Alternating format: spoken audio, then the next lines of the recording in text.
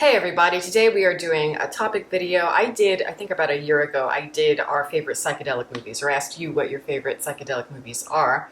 And I figured I would do a part 2 to that just because I thought it was fun, and I think there was a lot of movies to talk about. Before we get into that, I just want to go ahead and plug my website. It is deepfocuslens.com. You are welcome to peruse. I am an artist and I do commissioned portraits and I sell prints of my work. If you're interested in that, you can go to the shop, or if you have questions for me about a commission or something, you can always email me. My email is in the description box below. Okay, first one.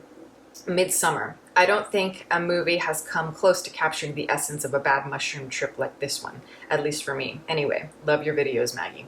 Thank you. Yeah, I totally agree with you. So I think Midsommar has maybe one of the best representations of a mushroom trip I think I've seen in a movie, at least in a long time. And a bad trip, absolutely. You know, I had my issues with Midsommar, but I do, of course, really respect the style, the stylistic choices of it, the aesthetic, the detail, the very 70s style of filmmaking that is very kind of like Wicker Man, and it has a kind of real distant sort of Kubrickian style, all designed to make you feel very isolated, or like you don't understand the people that you're with and you can't trust anybody. And it does that absolutely masterfully.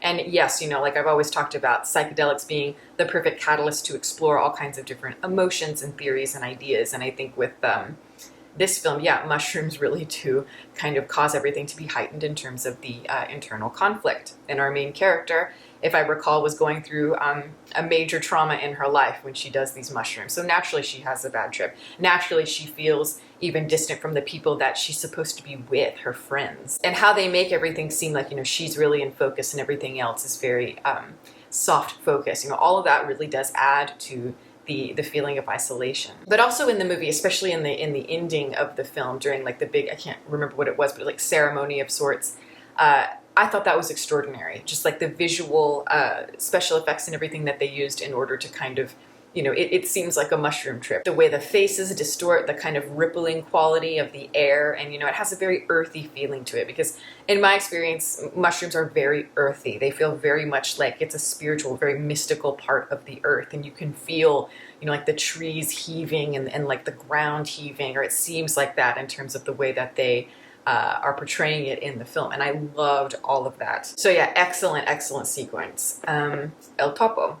1970. It's overall a very trippy experience, but the first part of it, in the desert specifically, is totally immersive and surreal. In many ways, I think it's more psychedelic than the Holy Mountain. That says a lot. Yeah, I think I agree with you. I do think that El Topo is maybe more psychedelic than the Holy Mountain. The Holy Mountain is more of a literal sort of representation of the psychedelic experience. I personally prefer it. There's something that's very shameless about it that I really gravitate towards, but that's just a personal opinion. I think El Topo, yes, I think conceptually is more rich. And yes, extremely psychedelic. Anytime you're out in a big desert like that, you know, it's the perfect place because it feels like a void where you're just completely isolated, no beginning, no end, it seems, and there's a very, you know, it's a great place to have like a, you know, like the obliteration of the ego, which is what most of his characters are doing, having, you know, this odyssey of self-discovery through a very psychedelic sort of filter, very existential sort of filter. He's really funny, you know, kind of making fun of Sergio Leone by satirizing like Good, Bad, and the Ugly, that sort of spaghetti western style, but he's also pulling from very experimental art house. Like, this film is very similar to The Color of Pomegranates in a lot of ways, which I think is one of the most psychedelic films of all time, one of the most incredible. But yeah, basically anything that Jodorowsky does is going to be pretty psychedelic. The Japanese movie House, because I've never seen anything like it before, not to be confused with the American movies House 1 and 2, both are about a haunted house. Yes, House. That's a film that I did review for Halloween last year because it is one of my favorite horror films, and yeah, it's more what, it's like a horror-y, a horror comedy, and there's something about mixing comedy and the horror, you know, these two things that seem completely on the opposite end of the spectrum that somehow blend together in a really interesting way, in a very dangerous way. And there's something to the very, you know, consciously Japanese slapstick screwball sort of comedy that is very quirky, very eccentric, very much like an anime that you would see today, but mixed with this really trippy, kind of warped, kind of haunted quality. It does feel almost like Miyazaki on acid because, you know, there is a sense of wonder. That's what I love so much about a lot of these Japanese films, is because there's a childlike quality to them, where the imagination seems boundless. It's like an Alice in Wonderland sort of like child's storybook, but just completely crazy. By the end of this movie, it is just balls to the wall insanity. The visuals are extraordinary. And, you know, the visuals here, the special effects are meant to be very kind of cheesy, very copy and paste, very rudimentary, but it works so well. It gives it that feeling of like, you know, strangeness, that very storybook quality that I was mentioning. But this is an extraordinary film to watch. I highly recommend it for people that just love film, love visuals, love horror movies. This is a great one. I love Fellini films. I can't just pick one, so I'll just say his work in general. Yeah, totally. I think, you know, there's a lot of great auteurs that we consider very psychedelic today, whether it's, I don't know, anybody. It could be Stanley Kubrick, Roman Polanski, Louis Buñuel, the list will go on and on and on. When people talk about Fellini, I feel like that's not what people talk about, at least at the forefront of conversation about him, but he's extremely psychedelic. There's actually a really good video online where he discusses his own psychedelic experience, which I highly recommend. But yeah, you know, the more that he went on in his career, the more, you know, visually and more abstract, you know, he became. I think it's there even in his earliest works, even like, you know, like La Strada and stuff like that, which is more, you know, Italian neo-realist based. But there is a lot of that performance art, that very kind of the clown-like imagery, the caricature nature of everything, the humor. But as he gets more into like color film, like Satyricon and Juliet of the Spirits, as an example, those films to me are just incredibly visual, absolutely incredible. And the things that he comes up with, I think, are just brilliant. You know, I think Terry Gilliam owes a lot to that sort of extravagance. But yeah, with Fellini, I was a huge fan of his work, especially in college, and I've been slowly returning to works in the last year or so and really enjoying it, so I'd like to review more. The most psychedelic film of them all, Cats, 2019. Contemporary moviegoers aren't ready for it yet, but your kid's gonna love it. Yeah, okay. So, yes, Cats is considered a very kind of strangely trippy sort of experience, and a lot of people at the time said it was the trippiest movie that had come out that year. I don't know if I'm going to necessarily agree with that, but I do agree it is very warped and very strange, and it does feel like a bad trip at times.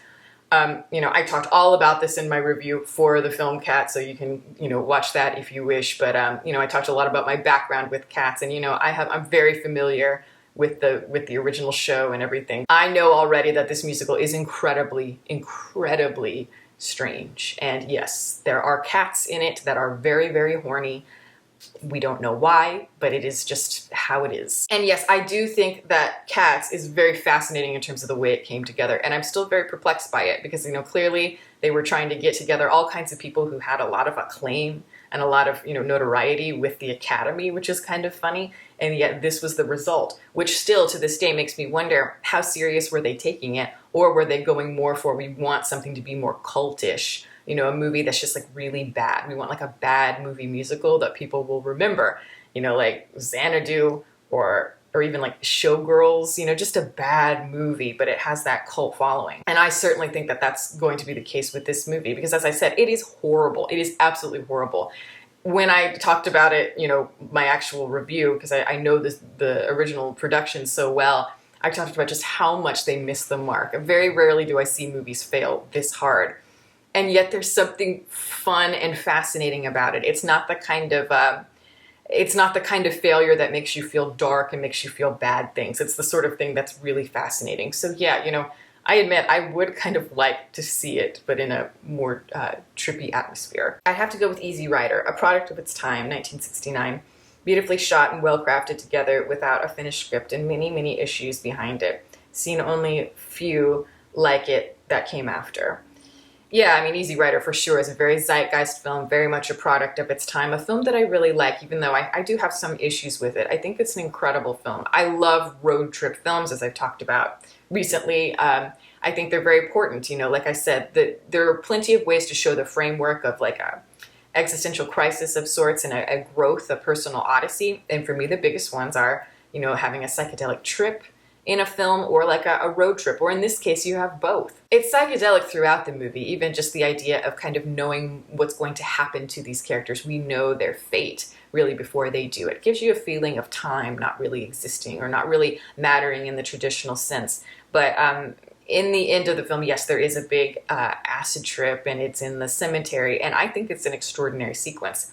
Yes, it was shot in a time where we didn't have crazy special effects, but it does all kinds of things, you know, showing flowers blooming and sun through the trees and, you know, lots of quick cuts. And, you know, like there's a lot of stuff going on with like the sound effect of that chum, chum, chum, chum, which is very haunting. And you know, the voiceover of like prayer, all of that is incredibly effective. I think this is actually one of the more effective acid peaks I've seen in a movie. You really do feel it, that feeling of danger and feeling of loneliness and feeling of, yes, like this fear of having to let your ego go, and then eventually it just having to happen.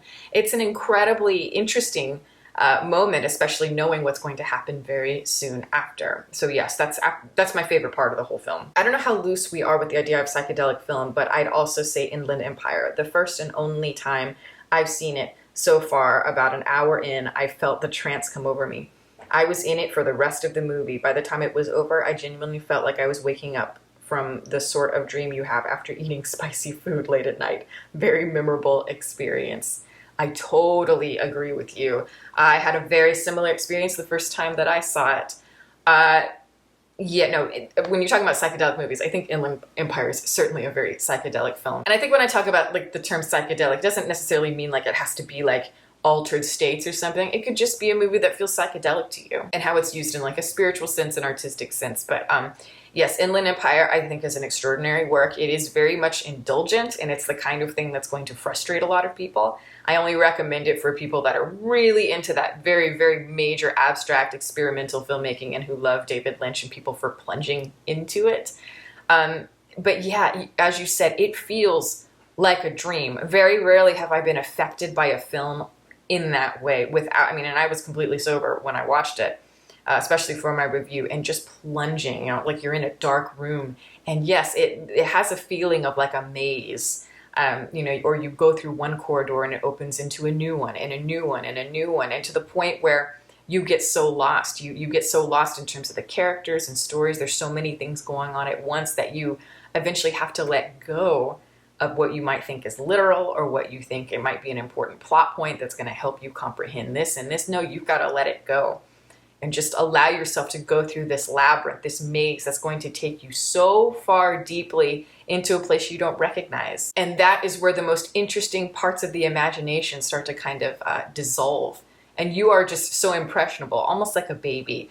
And that's how I really felt while watching this film. You know, towards maybe the second half of it and even into the third act, I found myself just, it so didn't matter to me what things meant in a literal sense, who this person was. I got a great sense of who they were. And I think a big part of that is because, you know, I've seen the films he's made up into that point, Mulholland Drive and Lost Highway, and like the early versions of what he eventually makes here, which is perhaps his most ambitious version of that idea. But the film is about artists and emotional pain and how all of that can kind of blend together in a very unique sort of way. An extraordinarily chilling experience as well.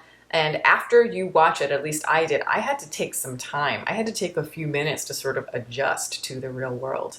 But yeah, David Lynch is the kind of person who makes you feel things like that. But that is my video. Thank you guys so much for watching. I really enjoy talking about psychedelic movies and such naturally. But here are my Patreon supporters. Thank you guys so much for everything you've done, for your support. If you would like to support, the link for that is below, as well as my social media information. You can watch more videos here, and you can subscribe if you'd like. Catch you next time.